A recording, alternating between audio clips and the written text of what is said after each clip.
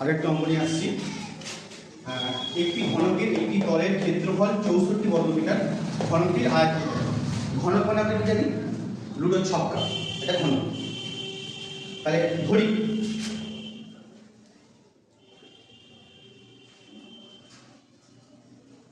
ঘনকের একটি বাহুর দৈর্ঘ্য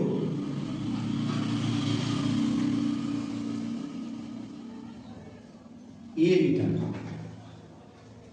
দেখা দিচ্ছি a গ্রেটার দেন 0। তাহলে শর্তানুসারে কি পাবো? একটা তলের ক্ষেত্রফল কি তাহলে a স্কয়ার সমান কত? 64, বা a সমান কত হচ্ছে 8। কারণ কিনা যেহেতু আমরা কি জানি a গ্রেটার দেন 0, তাহলে ঋণাত্মক মান নিয়ে একদম জায়গায় নেই। তাহলে একটা তাহলে মান পেয়ে যাচ্ছে 8 করে। তাহলে অতএব ঘনকের আয়তন সমান 8 কিউব ঘন মিটার। 28 টা 64, 64 কে 8 দিয়ে গুণ করলে 4 8 টা 32 3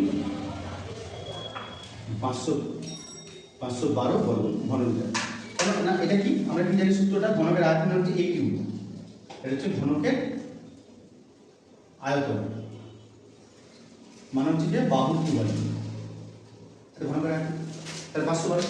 ভালো লাগলে লাইক শেয়ার করবেন।